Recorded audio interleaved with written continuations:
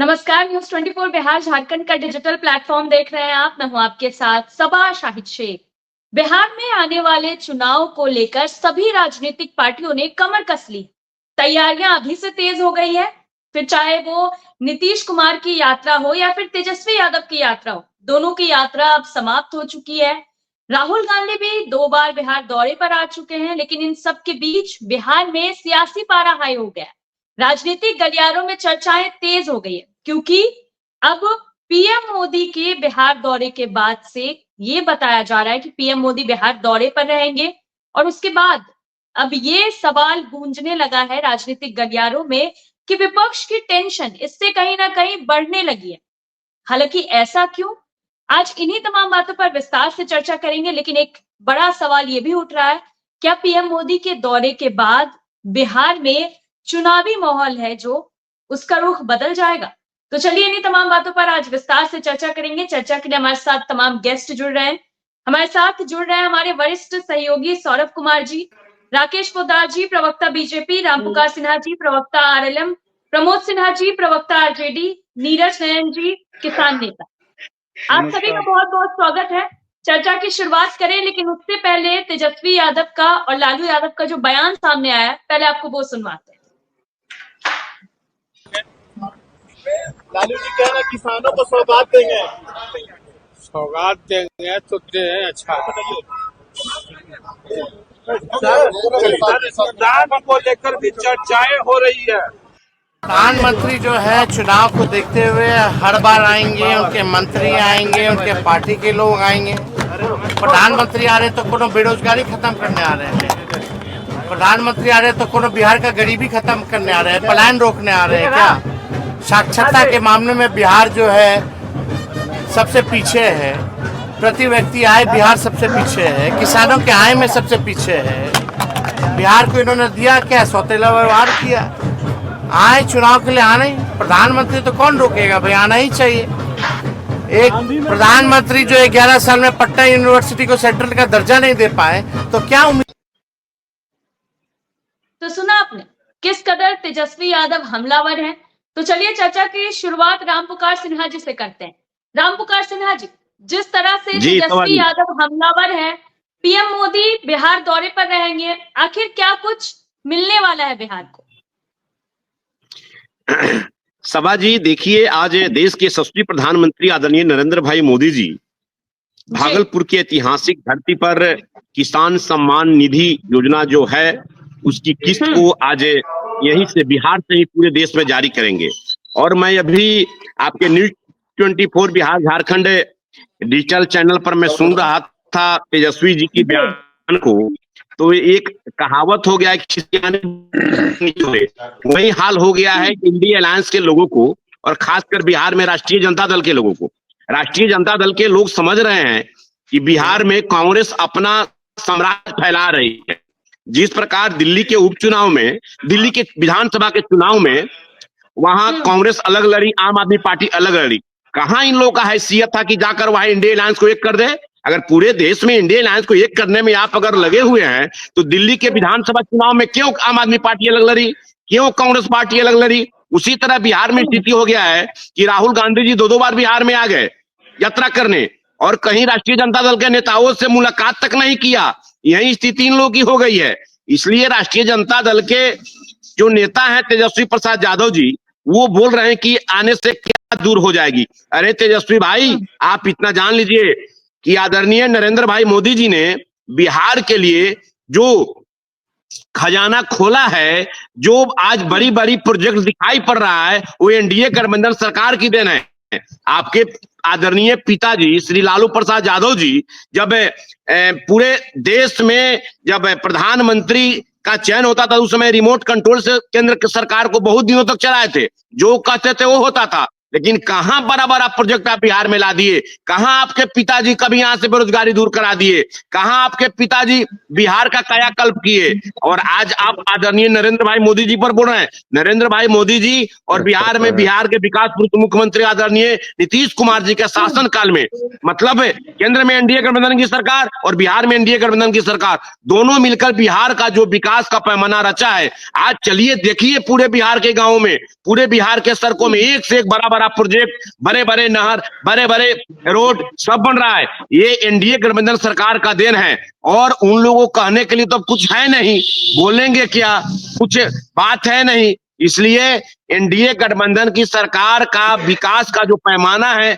आदरणीय नरेंद्र भाई मोदी जी का, आदरणीय नीतीश कुमार जी का, और इनके साथ हमारे नेता आदरणीय उपेंद्र कुशवाहा जी, चिराग पासवान जी, जीतन राम मांझी जी, सभी लोग मिलकर बिहार को इतना समृद्ध और बिहार को इतना विकास के पैमाने पर ले जाने के लिए संकल्पित है, जिसका प्रतिफल हो रहा है कि हमेशा बिहार में विकास का पैमाना आगे बढ़ता जा रहा है। और ये शायद ये राजद वाले लोगों को अच्छा नहीं लग रहा है, जिसके कारण ये बात बोल रहे हैं। इसलिए रोजगार मतलब एनडीए गठबंधन की सरकार और नीतीश कुमार जितना उन्होंने करके दिखा दिया बिहार की धरती पर, उजड़ा हुआ बिहार को एक चमन वाली बिहार, मतलब खिलखिलाता बिहार, फूल वाली बिहार, वो बिहार जहां हमेशा खुशहाली खुशहाली दिखाई पड़ रही है, वो बिहार आदरणीय नीतीश कुमार जी बनाकर दिखाए हैं।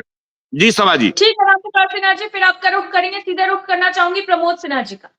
प्रमोद जी, क्यों बौखलाहट इस बात की चर्चाएं होने लगी है कि पीएम मोदी का ये सुन के कि वो बिहार दौरे पर आ रहे हैं, इससे आप लोगों की टेंशन कहीं ना कहीं बढ़ गई है?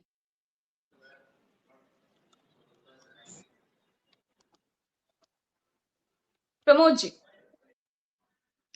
देखिए सभा जी, हम्म। हम लोगों की विपक्ष की कोई टेंशन नहीं बढ़ी है, क्योंकि हम लोग तो शुरू से जान रहे हैं, 11 वर्षों से केंद्र में इनकी सरकार है और यहाँ लगभग 20 वर्षों से माननीय मुख्यमंत्री नीतीश कुमार जी हैं, डबल इंजन की सरकार है। और बावजूद जो है बिहार के विकास को जब आप देखिएगा तो इन्हीं के नीति आयोग के रिपोर्ट पर बिहार जो है अंतिम पंक्ति पे खड़ा है। तो हमें पता है ये जुमलेबाजी के सिवा और कुछ बिहार को देने वाले नहीं हैं।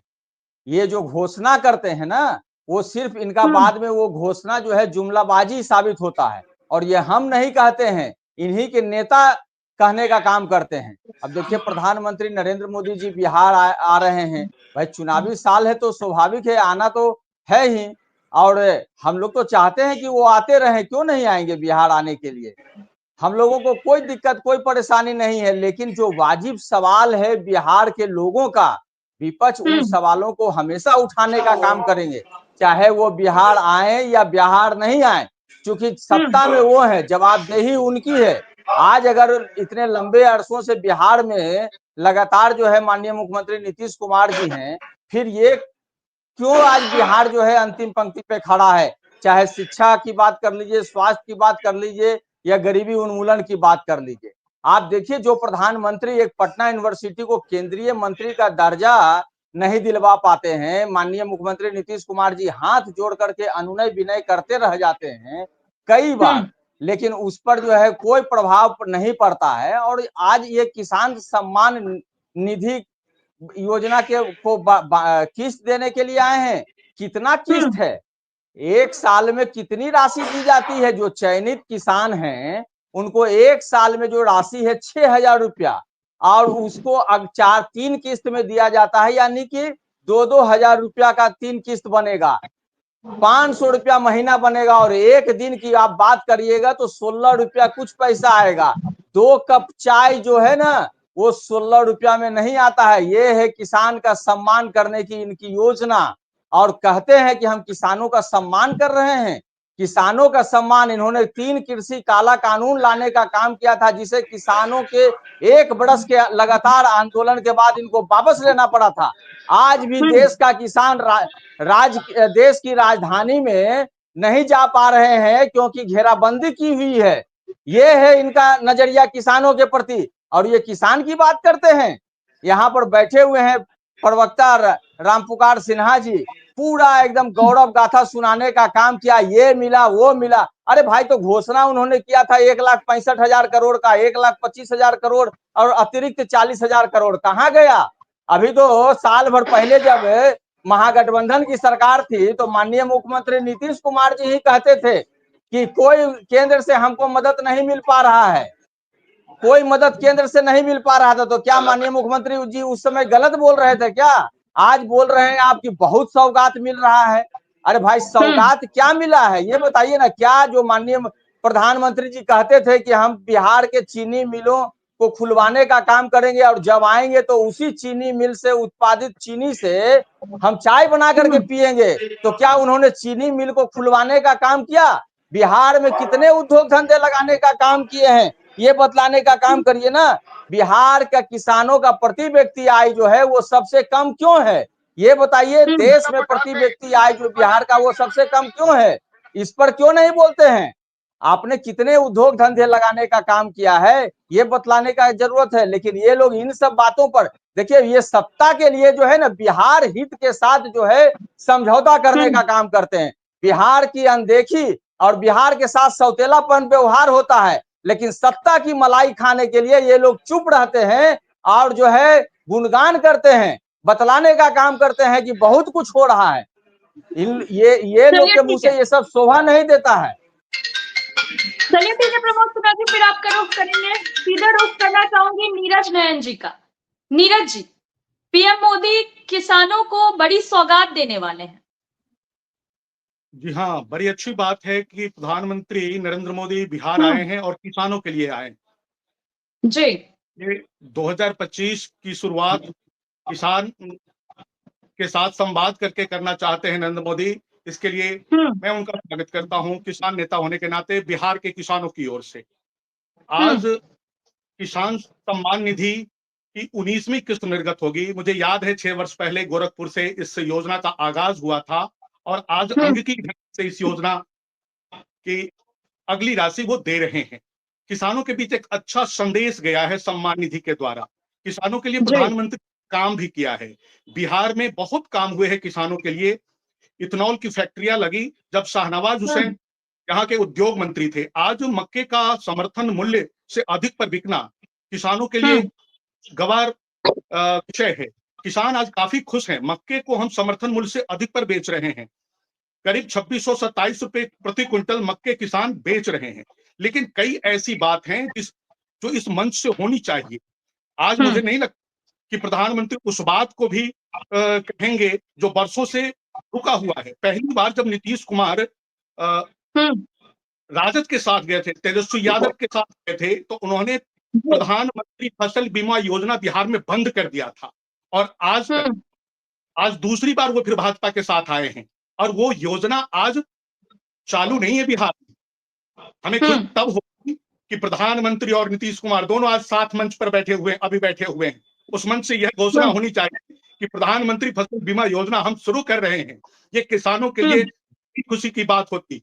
उनके करीब में रहने वाले लोग उनको बताते कि बिहार में जो प्रधानमंत्री की सबसे यशस्वी योजना है प्रधानमंत्री फसल बीमा, वो बंद है, उसे भी चालू करने की जरूरत है। उन्होंने जो किया है मैं उसका समर्थन करता हूं, लेकिन उनके द्वारा जो सबसे अच्छी योजना चलाई जा रही है वो बंद है। उसके ओर मैं आपके चैनल के माध्यम से, इस डिबेट के माध्यम से उनका ध्यान आकर्षित करना चाहता हूं। जी, चलिए ठीक है नीरज जी, फिर आपका रुख करूंगी। सीधा रुख करना चाहूंगी राकेश पोद्दार जी का। राकेश जी, जिस योजना के बारे में अभी नीरज जी बात कर रहे थे, तो घोषणा होगी क्या?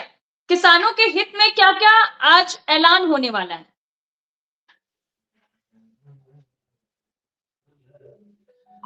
राकेश जी, आवाज आ रही है आपको?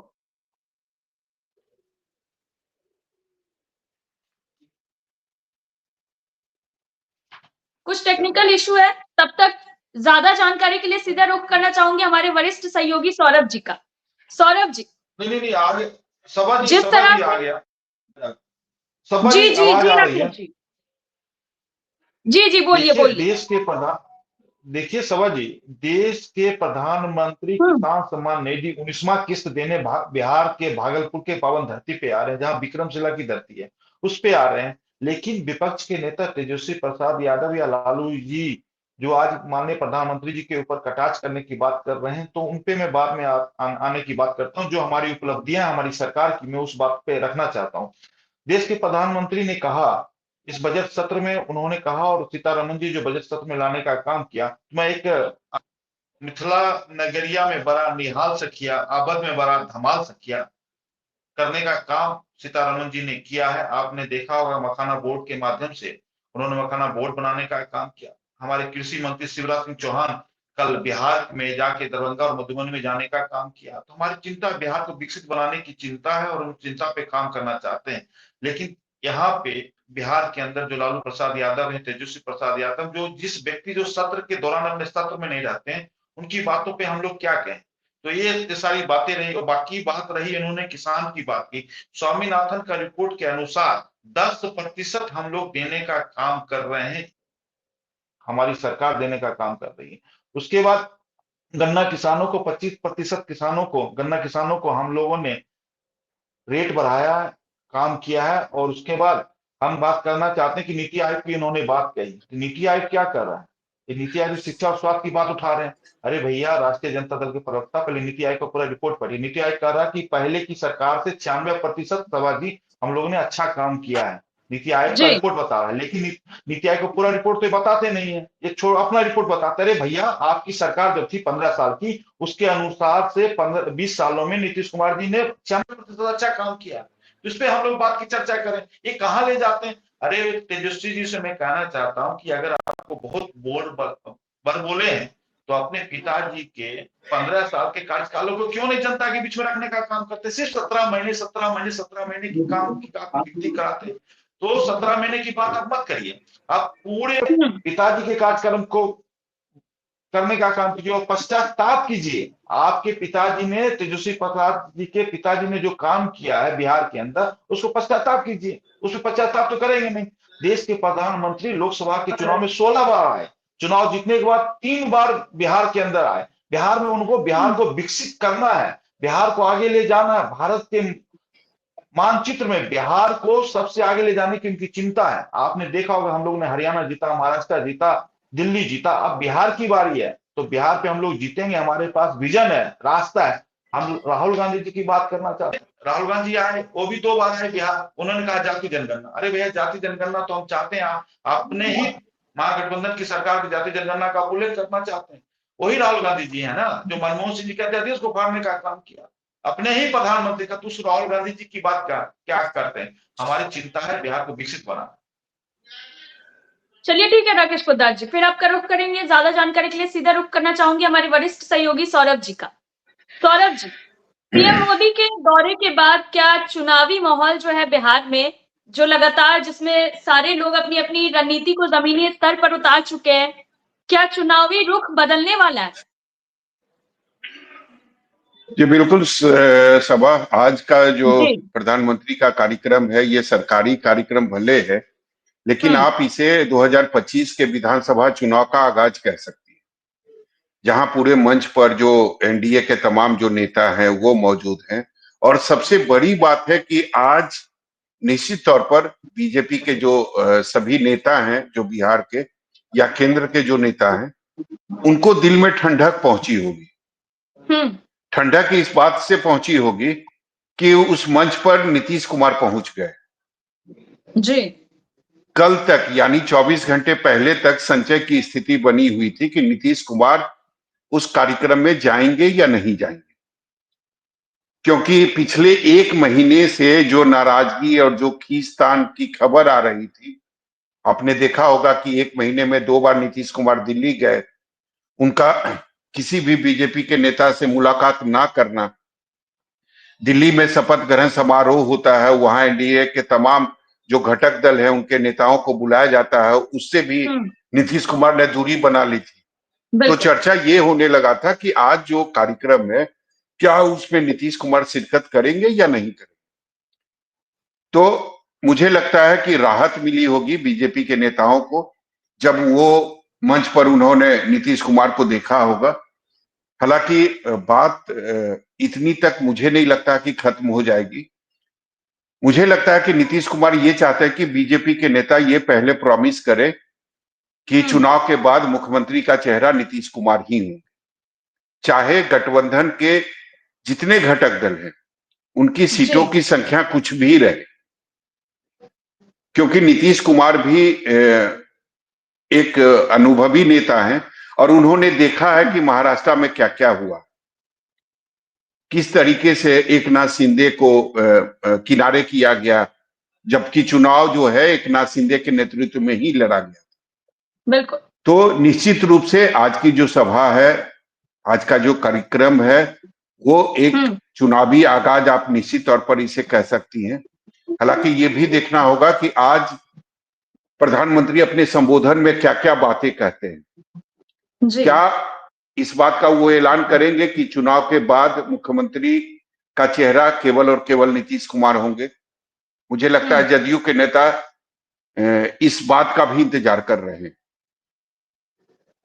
तो इसे निश्चित तौर पर चुनावी आगाज ही माना जा सकता है। और आज प्रधानमंत्री नरेंद्र मोदी 24,000 करोड़ की सौगात दे रहे हैं, ये भी काफी बड़ी बात है। और चुनावी साल है तो जो 4 महीने के बाद वो जो किसानों को राशि दी जाती है उसकी जो किस्त है आज वो जारी करेंगे। लेकिन ये तय है, और जैसा कि बीजेपी के बारे में कहा भी जाता है कि बीजेपी मतलब साल के 365 दिन और 24/7 जो है वो अलर्ट मूड में होती है, चुनावी मूड में होती है। दिल्ली का चुनाव खत्म हो गया है, देश में अब कहीं चुनाव है नहीं, तो बिहार चुनाव है, तो सारा फोकस जो है बीजेपी का वो बिहार पे आ गया है।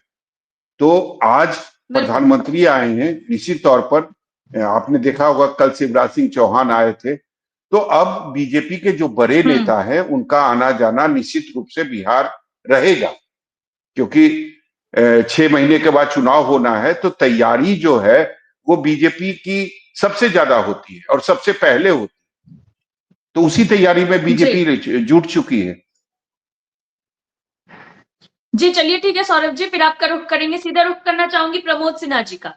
प्रमोद जी, क्या लगता है आपको चुनाव के जो नतीजे हैं वो आप लोगों के हक में बेहतर आएंगे? क्योंकि इस तरह की चर्चाएं होने लगी है कि बीजेपी ने अब और भी तैयारी अपनी तेज कर दी है। जिस तरह से अब पीएम मोदी बिहार दौरे पर है, तो उसके बाद से जो चुनावी माहौल है, जो नतीजा होने वाला है, वो कहीं उलट फेर ना हो जाए, कहीं बदल ना जाए।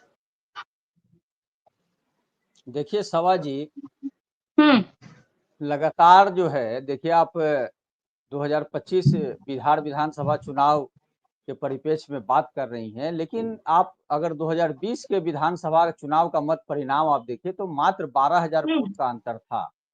और उसके बाद जब हम लोगों को मौका मिला सरकार में आने का, महागठबंधन की जब सरकार बनी, तो हमारे नेता आदरणीय तेजस्वी प्रसाद यादव जी ने जो अपना कमिटमेंट था, जो चुनाव के पहले उन्होंने बिहार की जनता से वायदा किया था, उस वायदा को एक एक करके जो उन्होंने कहा था, आईटी पॉलिसी से लेकर के टूरिज्म पॉलिसी, स्पोर्ट्स पॉलिसी, युवाओं को सरकारी नौकरी देने की बात हो, या चाहे मिशन बुनियाद, मिशन परिवर्तन, मिशन 60 की बात हो, मतलब तमाम उन पहलुओं को, चाहे देखिए भारतीय जनता पार्टी के नेता कहते थे कि अब भगवान भी आ जाएंगे तो नियोजित शिक्षक को जो है राजकर्मी का दर्जा नहीं मिलेगा, तो उनको 4.5 लाख नियोजित शिक्षकों को राजकर्मी का दर्जा देने की बात हो, चाहे जनगणना करा करके आरक्षण के दायरा को बढ़ाने की बात हो, तमाम पहलुओं पर हमारे नेता ने काम करने का काम किया और बिहार की जनता पर वो मात्र 17 माह के अल्पकाल में खड़ा उतरने का काम किया है। ये उनका कमिटमेंट बतलाता है कि जब आप देखिए बिहार विधानसभा चुनाव 2020 में मात्र 12,000 वोट का अंतर था, या कहिए कि उस समय भी बिहार की जनता ने हमारे नेता आदरणीय तेजस्वी प्रसाद यादव जी को अपना आशीर्वाद देने का काम किया था। और निसंदेह बिहार की जनता अब इंतजार कर रही है कि बिहार का चुनाव जितना जल्द हो, जब हो, बिहार के अगले मुख्यमंत्री माननीय श्री तेजस्वी प्रसाद यादव जी होंगे। और इस बात का जनता, बिहार की जनता इंतजार कर रही है, क्योंकि अब बिहार की जनता जो है एनडीए के खोखले वादों में नहीं आना चाहेगी, क्योंकि इन लोग 2014 के बाद से केंद्र में जब भी सरकार बनी है, जिन वादों को ये कहने का काम करते हैं, इन्होंने कहा था, किसान की ही बात कर लीजिए ना, इन्होंने कहा था कि 2022 तक हम किसानों की आय दुगनी करेंगे। किसानों की आय तो बिहार में सबसे कम है। तो इनके कोई भी वादे को आप देख लीजिए उठा करके, जब पीछे जो इन्होंने घोषणा करने का काम किया है उस पर 2025 तक में भी उस पर जो है ये खड़ा नहीं उतर पाते हैं। आज देखिए रेलवे में जो है बहालियां बंद है, कई जगह 30 लाख जो है पद खाली है केंद्र सरकार में, लेकिन उसको भरने का ये लोग काम नहीं कर रहे हैं। तो आखिर बिहार की जनता इनके किन वायदों पर इनको दोबारा सत्ता में लाने जाएगी? निस्संदेह तौर पर बिहार की जनता जो है अगले मुख्यमंत्री के रूप में तेजस्वी प्रसाद यादव जी को अपना आशीर्वाद देने का काम करेगी। और इनके लगातार आने के बाद भी आपने देखा था सभाजी, पिछले चुनाव में भी लगातार चाहे प्रधानमंत्री हो या केंद्रीय मंत्री हो या बिहार के तमाम मंत्री थे, लेकिन अंतर तो मात्र 12,000 वोट का ही रहा था।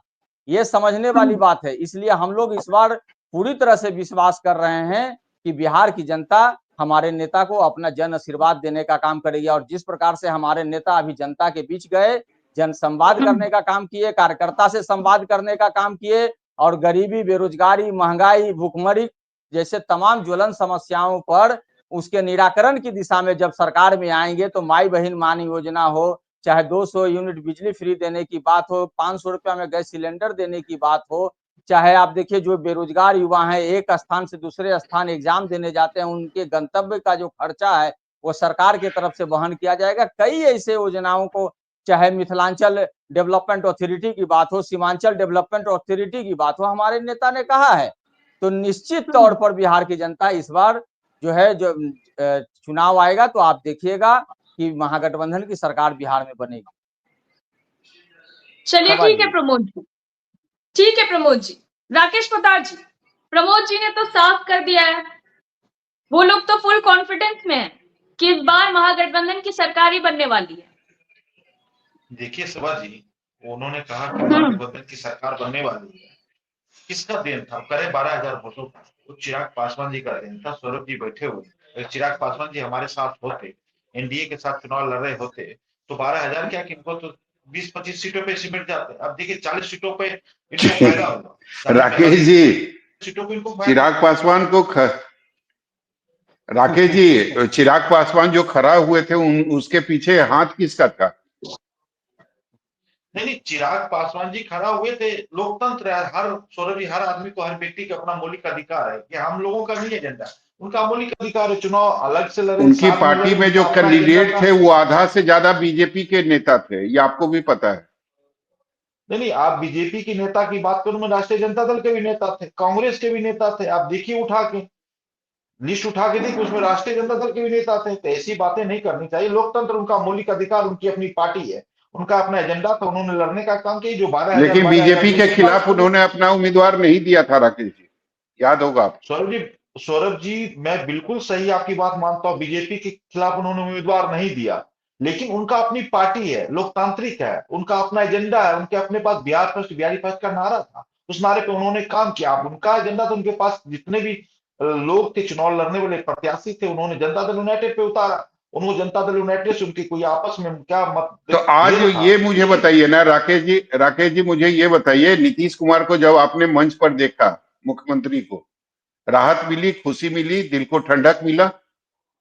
नहीं, हम लोग शुरू से ही, हमारे देश के गृह मंत्री से लेकर देश के प्रधानमंत्री जी ने लगातार कहा कि नीतीश कुमार जी के ही नेतृत्व में बिहार का चुनाव लड़ा जाएगा। मुख्यमंत्री बिहार के नीतीश कुमार जी होंगे। चाहे G20 में देखे होंगे, जब महागठबंधन की सरकार थी तब भी हमारे देश के प्रधानमंत्री ने उनका हाथ पकड़कर G20 में सभी राष्ट्रीय अध्यक्षों से मिलाने का काम किया, भोजन करवाने का काम किया, कहने का काम किया कि देखिए इनका ना परिवार है ना कुछ है, विकसित बिहार को बनाने में इनका बहुत एजेंडा आ रहा है। आते हैं हम इनके अपने राष्ट्रीय जनता दल के प्रवक्ता पे। मैं कहना चाहता हूं कि राष्ट्रीय जनता दल के प्रवक्ता भैया, 15 साल आपकी सरकार है, 17 महीने की जो सरकार की आप बात करते हो, उनका मुखिया मुख्यमंत्री नीतीश कुमार जी थे। और हम लोग 2020 में जब चुनाव लड़े थे तो हमारा ही घोषणा पत्र था कि हम लोग नौकरी देने का काम करेंगे। आज भी नौकरी देने का काम हम लोग कर रहे हैं।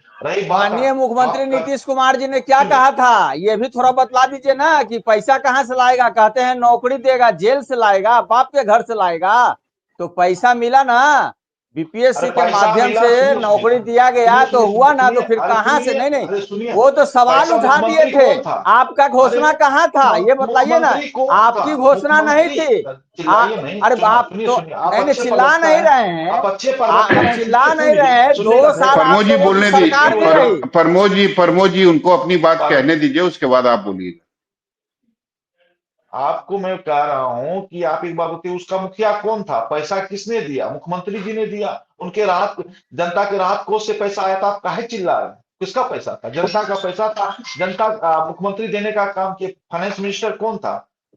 कौन था? आज वही थे ना। तो फिर आप ऐसी बातें करते हैं, आप ऐसी बातों पर मत करिए। रेलवे में नौकरी की बात कर रहे हैं, रेलवे में भी नौकरी निकला है, 4 लाख नौकरी ग्रुप डी का, वो भी फॉर्म भरने का काम करिएगा। राष्ट्रीय जनता दल के जितने भी कार्यकर्ता उनको बोलेगा नौकरी का फॉर्म भर दे, अभी डेट है, समय है, फॉर्म भरने का काम करें। और उसके बाद आपने कहा कि नौकरी की बात जो आप कर रहे हैं कि आपको नौकरी का मतलब जमीन लेना होता है, आपका मतलब होता है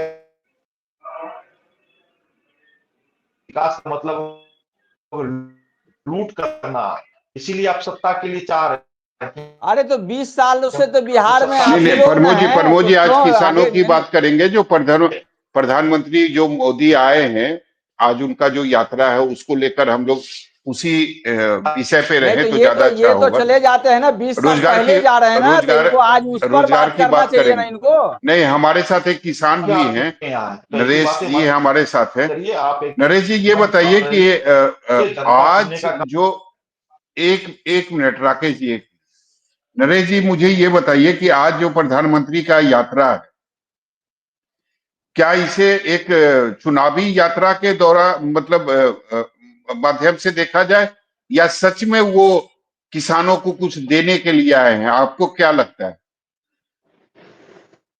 देखिए, प्रधानमंत्री जी का बिहार में आना और चुनाव से पहले आना, एक राजनीतिक पार्टी के व्यक्ति ही हैं, तो निश्चित रूप से आप इसे राजनीतिक दौरा भी समझ सकते हैं। और वो किसानों के हित के लिए आ रहे हैं, किसानों से संवाद के लिए आ रहे हैं, और किसान सम्मान योजना की 19वीं किस्त लेकर आ रहे हैं, तो इसे किसान के लिए भी कहा जा सकता है। इस दोनों बात से नहीं, हम जैसे नरेश जी, जैसे मखाना बोर्ड का गठन किया जाएगा, तो चीजें तो केंद्र सरकार की तरफ से मिल रही है ना, इससे तो किसानों की उन्नति ही होगी, राज्य के जो किसान है उनकी। तो केंद्र के सरकार के तरफ से तो जो मिलनी चाहिए चीजें, जो पहले नहीं मिलती थी, और जिसका आरोप भी राज्य सरकार कई बार केंद्र सरकार पर लगाती थी कि हमारे साथ सौतेला व्यवहार किया जा रहा है, तो अभी तो ऐसा कुछ लगता तो नहीं है ना कि सौतेला व्यवहार हो रहा है राज्य के साथ? नहीं, राज्य के साथ कोई सौतेला व्यवहार नहीं है। बहुत अच्छी सरकार चल रही है, किसानों के लिए अच्छा विजन है प्रधानमंत्री जी के पास। लेकिन मेरा कहना है कि एक केंद्र सरकार की सबसे अच्छी योजना है प्रधानमंत्री फसल बीमा योजना, जो बिहार में जब पहली बार नीतीश कुमार राजद के साथ गए थे तो राजद के लोगों ने इस योजना को बंद करवा दिया था, और भाजपा के लोगों ने अभी तक उसको चालू नहीं करवा पाए हैं।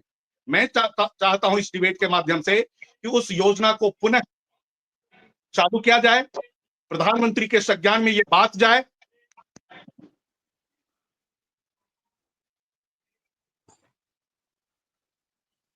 चलिए प्रमोद जी, आप कुछ कहना चाह रहे थे।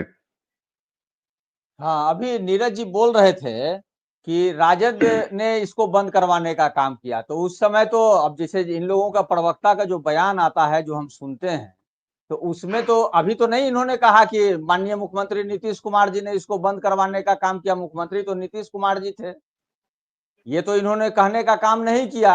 और लगातार नहीं, उसके ये बाद तो भारतीय किसान जनता है ना, पार्टी, ये तो किसान का आरोप है, ये कोई प्रवक्ता नहीं है।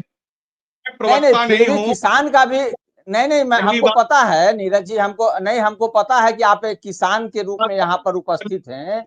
नहीं, मैं हम खुद किसान, एक सेकेंड, मैं आपने कहा ना, मैंने सुना, हम लोग भी किसानों के लिए जो है ना मानव श्रृंखला बना करके हम लोग भी लगातार उनकी लड़ाई को लड़ने का काम किए हैं, सड़क पर आंदोलन भी करने का काम किए हैं। जब 1 साल तक लगातार किसान जो है धरना प्रदर्शन कर रहे थे, तो हम लोग भी पटना की सड़कों पर उतरने का काम किए थे। ऐसा नहीं है कि किसानों के हित के लिए हम लोग काम नहीं करते हैं। राष्ट्रीय जनता दल हमेशा खड़ी रहती है किसानों के सम्मान के लिए, ये समझने की बात है। और आप कह रहे हैं अभी देखिए एक मेगा टेक्सटाइल जो है पूरे देश के अलग अलग राज्यों में दिया गया, यहाँ बिहार में चनपटिया में 1700 एकड़ जमीन भी उपलब्ध कराया गया था। बिहार के ही कपड़ा मंत्री हैं, बावजूद जो है से बिहार की अनदेखी कैसे नहीं की गई? बिहार को अगर कह देने से नहीं ना हो जाएगा कि बिहार, अगर आपके संज्ञान में ये बात होती कि एक मिनट नरेश जी, एक मिनट नरेश जी प्रवक्ता के रूप में बोलने आए हैं, नरेश तो जी, आप ये सवाल नरेश करते जी, कि इस योजना को चालू करना चाहिए। नरेश जी एक मिनट, नरेश जी प्रमोद जी को अपनी बात पूरी करने दीजिए। नरेश जी कि प्रधानमंत्री फसल बीमा योजना बिहार में बंद है। नरेश जी प्रमोद जी को अपनी बात पूरी करने दीजिए, फिर आप अपनी बात रखिएगा। जी हाँ प्रमोद जी। नहीं, आप नीरज जी आपने जो कहा कि ये योजना बंद है, अगर योजना बंद है तो चालू होना चाहिए। अगर किसान के हित में है तो उसको चालू होना चाहिए, इसके पक्षधर हम भी हैं, इसके लिए कोई ये बात नहीं है। लेकिन आपने सीधा सीधा कहा कि राष्ट्रीय जनता दल ने इसको बंद करवा दिया। इस पर मैंने अपना बयान देने का काम किया और मेरा कहना है कि अगर बिहार जैसे पिछड़े राज्य को अगर आगे बढ़ाने का इन लोगों का प्रयास है तो क्यों बिहार की हकमारी हो रही है? जिन योजनाओं से बिहार को विकास के लिए कुछ ये फायदा होता, उन योजनाओं से बिहार को क्यों महरूम रखा जा रहा है? अभी तो 5-6 जो मेगा टेक्सटाइल पार्क का जो है दूसरे राज्यों में दिया गया, बिहार में क्यों नहीं दिया गया? ये तो बड़ा सवाल है ना। देखिए चुनावी साल है, प्रधानमंत्री जी आएंगे, देश के तमाम केंद्रीय मंत्री जी आएंगे, चूंकि चुनाव है तो आना जाना लगा रहेगा। हमारा उससे मतलब नहीं है। लगातार अगर 11 वर्षों से उनकी सरकार है तो क्या परिवर्तन आया बिहार में? अगर लगातार 20 सालों से माननीय मुख्यमंत्री नीतीश कुमार जी हैं तो बिहार किस पैदान पे खड़ा है? अगर नीति आयोग यह कहता है कि बिहार आज भी शिक्षा में, चाहे स्वास्थ्य में, चाहे गरीबी उन्मूलन में अगर पिछले पंक्ति पर है, अगर देश में प्रति व्यक्ति आय हो या किसान की आय हो, उसमें बिहार जो है सबसे अंतिम पैदान पे अगर खड़ा है तो इसमें स्पष्ट अनुमान लगाया जा सकता है कि आपने 11 वर्षों में जो केंद्र में आपकी सरकार है या बिहार में जो सरकार रही, बिहार में कमोबेश स्थिति जस की तस बनी हुई है। पलायन का ही मुद्दा आप देख लीजिए, क्या हो गया? कितने उद्योग धंधे 11 वर्षों में बिहार में कितने उद्योग धंधे लगाने का काम किए? हमारे नेता आदरणीय लालू प्रसाद यादव जी रेल मंत्री थे, रेल मंत्री के कार्यकाल में उन्होंने अपने कार्यकाल में 3 बड़े उद्योग देने का काम किए थे बिहार में। आप उसी को अगर ले लीजिए तो रेल मंत्रालय के द्वारा ही कितने उद्योग उसके बाद लगाए गए बिहार में, या दूसरे मंत्रालय के द्वारा क्या किया गया? इसका देखिए सापेक्षिक जो है, एक एक विषयों पर जब तक अध्ययन नहीं होगा तब तक सिर्फ हम लोग बताते रहेंगे कि अच्छा काम हो रहा है, लेकिन अच्छा काम क्या हो रहा है? जो इंदिरा आवास योजना 2014 के पहले चलता था, 6.25 लाख जो है कोटा होता था प्रतिवर्ष बिहार का, उसको घटा के इन लोगों ने 2.25 लाख करने का काम किया। राशि जो मिलती थी 90 और 10 का, उस राशि को घटा के पहले 75-25 किया और उसके बाद 50-50 करने का काम किया। तो बिहार जैसे पिछड़े राज्य पर जब 10% मात्र अपना राशि देना पड़ता था, अब 50% उस योजना में देना पड़ता है। तो ये तो बहुत बड़ा भार हो गया ना बिहार पर।